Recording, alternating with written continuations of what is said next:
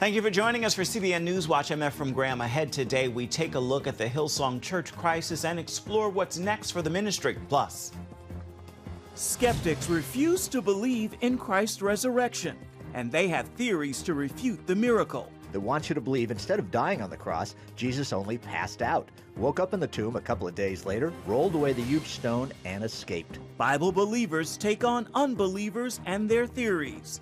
And a boxer's wild journey to faith and the priesthood. It's now a film. Actor Mark Wahlberg has a passionate look at Father Stu. Then later, and watch what he will do. Recording artist Anthony Evans takes us to the empty tomb on this Good Friday. All these stories and more coming up next from the CBN Newsroom. This is CBN NewsWatch. I want to begin this half hour with the leadership scandals plaguing Hillsong Church. Now the ministry is losing American churches, many wondering what is next. Senior National Affairs correspondent Heather Sells has our top story. In recent weeks, Hillsong has lost its founder and global leader, many of its American church campuses, and its reputation as a global ministry leader that many churches have sought to emulate.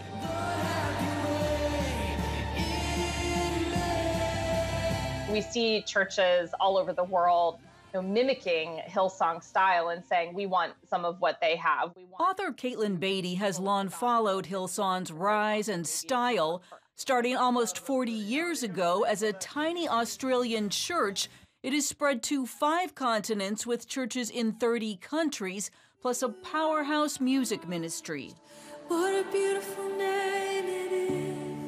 They understand that a lot of us, especially young people, respond to great music, to beautiful light design, to a sense that you can go into a church and it feels more like a nightclub. Dr. Cornay Becker, Dean of the Regent School of Divinity, says the combination of cultural savvy, extraordinary worship, and gospel presentation all played a key role. The clarity of the gospel that they have proclaimed. Very easy for people to understand, easy to follow. Recently, however, Hillsong has struggled. In 2020, it fired New York City pastor Carl Lentz, who later confessed to marital infidelity. The church promised an investigation for a, quote, fresh start. Then this year, I've agreed to step aside from all ministry responsibilities. Founder Brian Houston stepped down. First came charges that he concealed evidence regarding his father's child sex offenses, and more recently, he admitted inappropriate behavior with women and problems with alcohol. In March, Hillsong's Phoenix pastor left. I never thought I would be standing here today. Taking with him churches in Las Vegas and Tucson. Other branches in Kansas City and Atlanta have separated from the overall organization. People don't come to church for scandal. They come to church to have a safe place. The question now, what can be learned from Hillsong's rise and fall?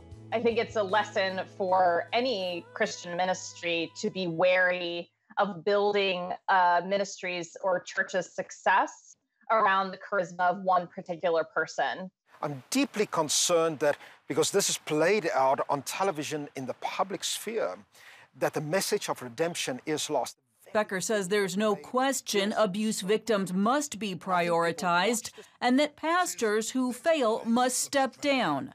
He also wants a watching world to see grace for those who've done wrong and hear an apology. For those that are watching the public failures of Christian leaders, I want to say to them that we are sorry. I want to say to them, when we fail in ways like this, we want to let you know that this is not Christ, that He is better, that He is greater. A timely message as Easter approaches. Heather Sells, CBN News. Turning overseas now to the war in Ukraine, a sunken warship in the Black Sea marks a major setback for Russian troops as the war in Ukraine surpasses 50 days. Despite this serious blow to Moscow, Russian forces appear to be close to capturing the strategic port city of Mariupol. Now President Putin is threatening the U.S. with unpredictable consequences after sending additional weapons to help Ukraine. Here's Bertie Carter with more. Russia's most powerful and symbolic Navy vessel in the region, the Moskva, has sunk in the Black Sea. Ukraine reported attacking the ship with 2 cruise missiles. Russia's Ministry of Defense denied that there had been an attack, only saying a fire sunk the ship in stormy seas. Either way, the Pentagon acknowledges it's a huge blow to Putin's war efforts. This is a cruiser. They only have 3 in this class. It's going to have an impact on their capabilities, certainly in the near term. Meanwhile, Ukraine is getting ready for a coming battle in the eastern part of the country. Kremlin troops appear close to capturing Mariupol, a port city that would give Russia advantage in the Donbass region, where analysts predict will be a major offensive. Humanitarian efforts here are close to failing. It's a devastating situation. The people being starved to death. And the head of the CIA also warned Thursday that the U.S. cannot ignore the possibility that Russia might use tactical nuclear weapons in Ukraine. But he quickly added the CIA has no practical evidence to back up that concern. Despite the hardships and threats, Ukrainian President Volodymyr Zelensky praised his people for their resolve since the Russian invasion in February. And the Ukrainians are getting encouragement from outside their country as well.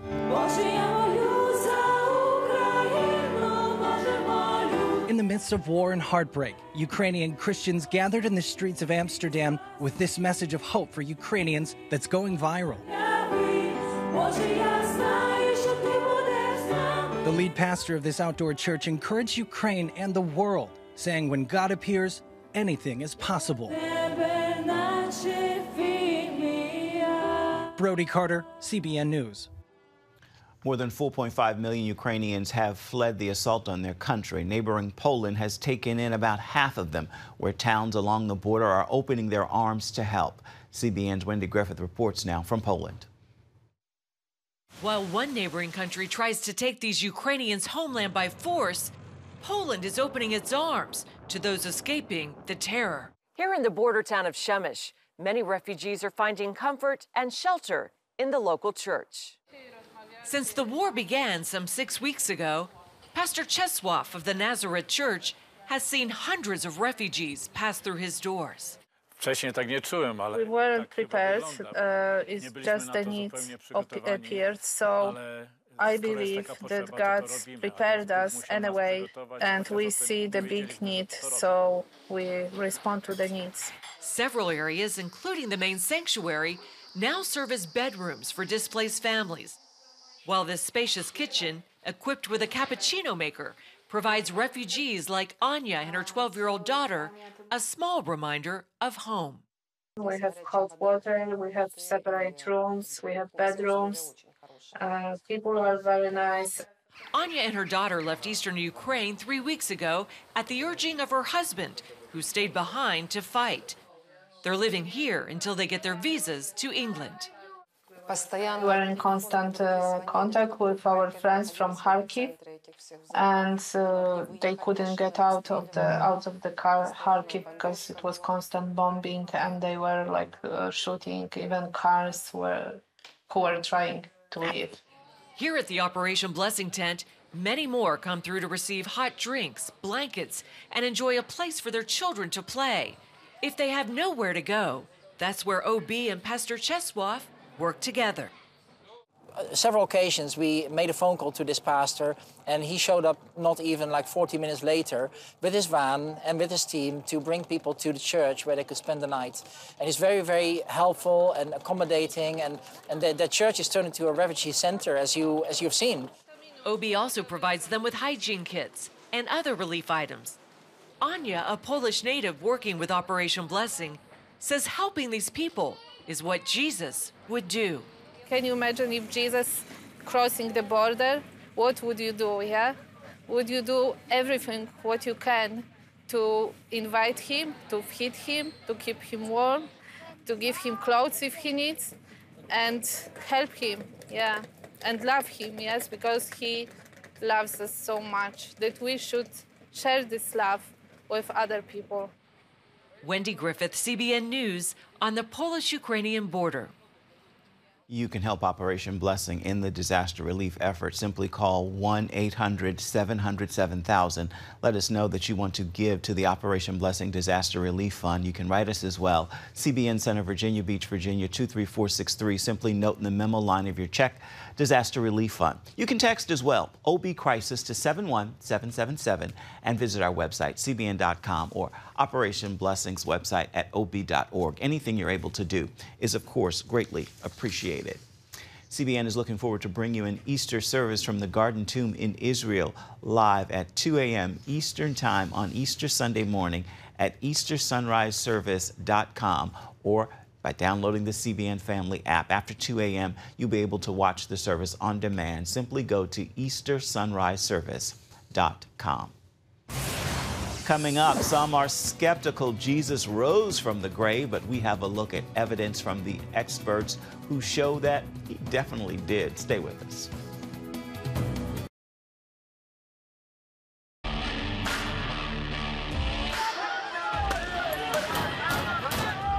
To have sex before you marry is a bad idea. Don't tell me there's no such thing as gun violence. That just depends on your definition of when life begins. Watch Dan and Dale tackle trending topics that test your faith on the next Faith Wire. Monday night at 8:30 on the CBN News Channel. The Global Lane takes you around the world, providing facts over fiction. What might rising trade and geopolitical tensions mean for you on the home front? With over 45 years of experience, award-winning journalist Gary Lane brings you the truth from a global angle. What about the issue of immigration? World news analysis you won't see anywhere else. And it's all right here on the Global Lane. Thursday night at 8:30 on the CBN News Channel.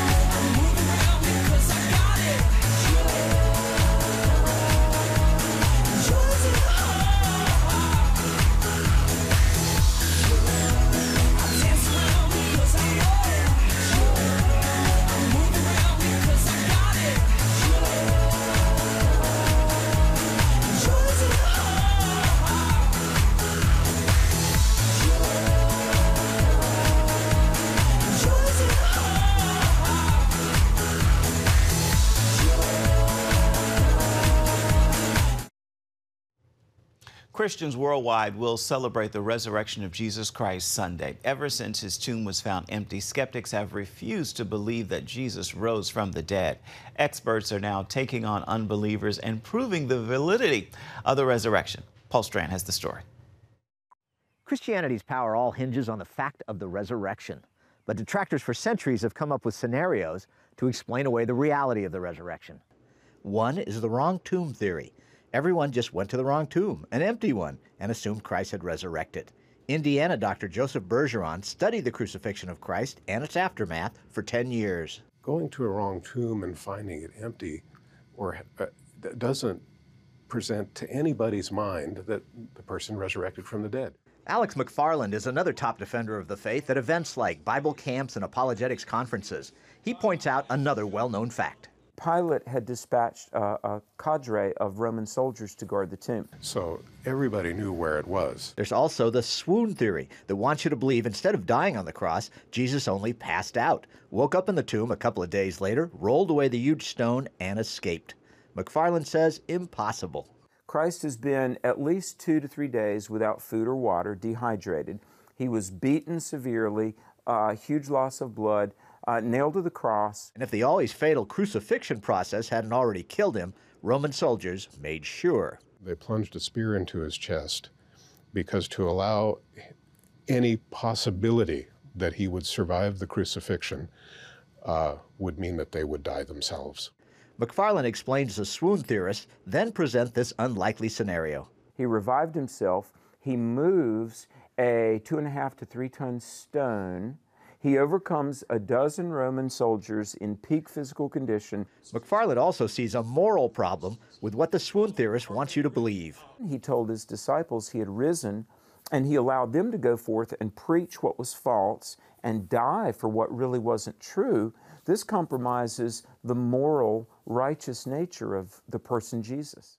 The stolen body theory proposes that the very disciples who fled in terror after the crucifixion then risked death to steal Christ's body from the tomb, and then made up the whole resurrection story. They sufficiently regather and summon up enough bravery to overcome Roman soldiers. I mean, this could have been, at best, arrest, if not execution and death. They move the stone, they take away the body of Jesus, they say he's risen. But that would have been the opposite of Jesus' life and teaching. Everything he's all about is predicated on righteousness, virtue, truth, holiness. Here is truth personified, and they build a gospel on a lie. Just doesn't make sense. And all but one of those disciples was put to death for this gospel. People sometimes will die for some misguided belief that they have. Nobody dies for a hoax. One popular idea is that everyone who saw Jesus alive after his death was just hallucinating. Bergeron points out, though, in the rare documented cases of group hallucinations, they all see different things. None of them experience the same exact thing. Because it's all in their mind. McFarland points out the risen Christ appeared several times and interacted with hundreds of people, as recorded in 1 Corinthians 15. Paul says he was seen by up to 500 brethren at once. Hallucination hypotheses can never explain the group appearances, the group experiences the disciples had with Jesus. Hallucinations are not contagious. Hallucinations generally don't appear in different places to different groups of people. You generally can't talk and converse with an hallucination, and you certainly can't eat with an hallucination. So why not just believe in what the Son of God promised he'd do? Resurrection. His identity, message, credentials were validated by the fact that he did what none of us could do under our own power. He rose from the dead. I'm more convinced that what we believe as Christians is true and accurate than I ever have been. Like so many others across the millennia, Bergeron contends the best explanation for why Jesus wasn't in that tomb Easter morning is what Christ's disciples have always said. He came alive and rose from it. Paul Strand, CBN News, reporting from Indiana. Still ahead, it's a story of tragedy turned triumph, and it's now a film. We're sitting down with actor Mark Wahlberg to talk about Father Stu. Stay with us.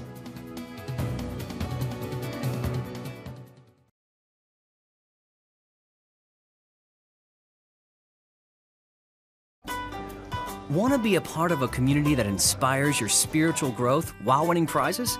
The all-new MyCBN app. Connect with the community for prayer and encouragement. Track and set spiritual goals. Enjoy conversation starters with friends and family. And collect points to win prizes. The all-new MyCBN app. A great place to belong. Download the app at cbn.com/mobile. Nutrition, exercise, essential oils, weight loss, and more. It's Healthy Living with Lori Johnson. Talk about what's in this. Join CBN health reporter Lori Johnson to get the latest information from today's top health experts. This is fantastic. Find out what you need to know to live a healthier life. Watch Healthy Living Tuesday night at 8:30 on the CBN News Channel.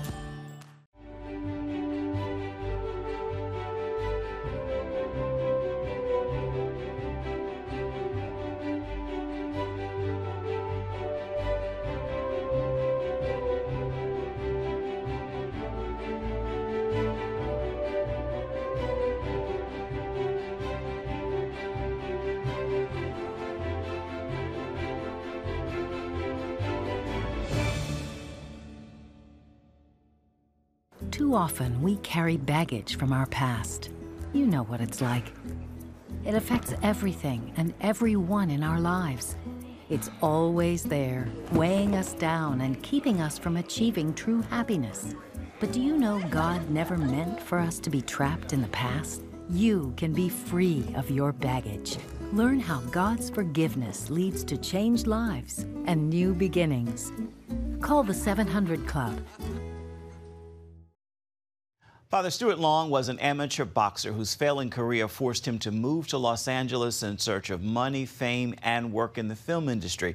But on the winding journey, he faced tragedy, finds faith, and faces even more tragedy. But it's only fitting his story is now the subject of a film in theaters right now. Father Stu. It stars Mark Wahlberg in the leading role. We warn you it's rated R for its language, but the story is truly inspired. I sat down with Mark Wahlberg to bring you his passionate and deeply personal take on the story. Your son is about to make a huge mistake. Well, I'm going to be a priest. For Halloween. So, Mark, a funny thing happens at dinner with your priest. You get introduced to the story of Father Stu. What do you remember most about that introduction? I don't know. I was trying to figure out how do you compare that? It's like getting advice you think is from a doctor from a guy who is a shoe salesman. It just didn't make much sense. It sounded like a funny story, but something finally hit me and it resonated with me. And I had been looking for a long time to do more. Because I know, I've been so blessed and so fortunate. It's not to forget about where I came from. It's to utilize those talents and gifts for God's greater use and purpose. And so when it hit me, I was like, you know what? This is what I got to do. And what better than to find a way to utilize my best talents and attributes and what I do best in my primary business, and to find a story that would bring people closer to God or to faith or to each other. Indeed. We're talking about a tough childhood, a broken family, multiple professional and disastrous motorcycle accident, deadly health diagnosis. How does this man still arrive at a new sense of purpose in light of all that he went through? It's amazing. It really will challenge all of us and hopefully inspire all of us to be able to deal with all of the difficulty and adversity that we face. He handled it with such dignity and such grace. And he really felt like it was a gift from God to bring him closer to God through his suffering, which it's a remarkable way of looking at things. But in this day and age that we live, we all have been going through it, and we all have suffered. We've lost people that we love, and we've seen people lose their livelihoods and businesses and everything else. It's remarkable how timely this message is. It's certainly not my doing. I would like to take credit for it, but we know that there are powers at work that are well beyond our understanding. I know you feel it's important that people make time to see this particular film in the theater. Yeah. Why do you think that's important? It's a theatrical experience. You need to see it and feel it with people next to you. It's the kind of thing too, where you're laughing, you're crying, you're all kind of together. And we're reminded that we do need to be together. We need things that are going to bring us closer together and not separate us, or, everybody's kind of at home. They got the remote, they pause it, I'll watch the rest later, or they kind of go take a phone call. There's so much to be missed. And this is kind of an experience that I think when people walk out, they are on an emotional high, but they also feel a bit challenged themselves just to do a little bit more and to be a little bit better. I can't help but to recognize the physical transformation that we watch you go through. I mean, I want to say you packed on 30 pounds for this role. How difficult was that? And why did you think that was important? It was miserable. And it was important because, and this is very important, I get it. I've done them a bunch of times, actors talking about their physical transformations for the part. Stu transformed so much physically and spiritually. Everything about him was predicated on his physical prowess until he came down with this rare disease. And then as his body started to deteriorate, his spirituality soared. So you had to really kind of see that and feel that. And I've seen that happen to my dad and to many people that I was close to, my mom, and just to see that and make sure that people felt that it was happening. And that it was real. I just wanted to make it as real as possible. I know you had the opportunity to speak to his dad in preparation for this. What were those conversations like? Very enlightening and also very funny. It is one of those things where sharing those little anecdotes and understanding, a parent's point of view, to have lost not one child, but two children it's devastating. My mom had to bury my two oldest sisters before she passed. And I know she was never the same, but to see how Bill handled it and the making of the movie and how proud he is and knows that Stu is still at work And this is all Stu's doing, that this movie's being made, that I'm out here kind of promoting his messaging, echoing that to other people. He gets a big kick out of it. He's got a smile on his face, and he didn't always. But Stu's secret mission was to get his parents together, to get them sober, and to have them both baptized. And he was able to do all that before he passed. Beautiful redemption for them all. Thank you. Yes. Beautiful story. Thank you. Thank you so much. I appreciate it. Stay with us. Your Friday Faithful is coming up next. Are you suffering from feeling tired or worn out during the day? Can you not turn off your brain at night? You are not alone. Hi, I'm Dr. Michael Bruce, the sleep doctor, and I've partnered with the Christian Broadcasting Network, and we're gonna bring you some unbelievable information that you can use tonight to get a better night's rest. Wake up to your best life. Call 1-800-700-7000 or go to cbn.com to get your free copy of Protect Your Sleep today. Nutrition, exercise, essential oils, weight loss, and more. It's Healthy Living with Lori Johnson. Talk about what's in this. Join CBN health reporter Lori Johnson to get the latest information from today's top health experts. This is fantastic. Find out what you need to know to live a healthier life. Watch Healthy Living, Tuesday night at 8:30 on the CBN News Channel. Woohoo! Hi, Superbook fans. Here's something else you'll love. Whoa! It's the new Superbook Bible app. It's packed with games, activities, and Superbook episodes that you can watch for free. Oh, no! There's trivia, a fun daily devotional, and answers to your Bible questions. Plus, an easy-to-understand Bible the whole family will enjoy. You can even create your own Superbook character. Ta-da! Whoa! Millsburg Falls man, come. Sorry, pardon me. Sorry, excuse me. Ouch! Are you getting this? Earn super points to win daily prizes, too. And so much more!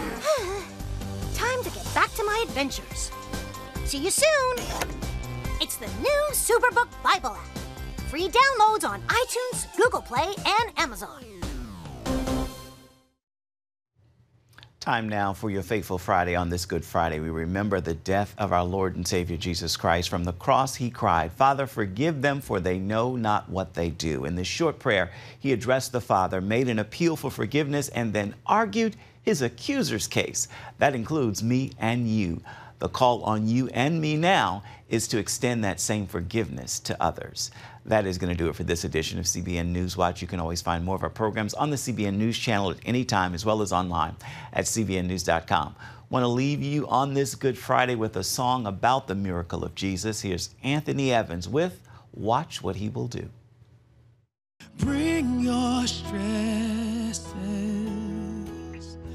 every question, and lay them all down.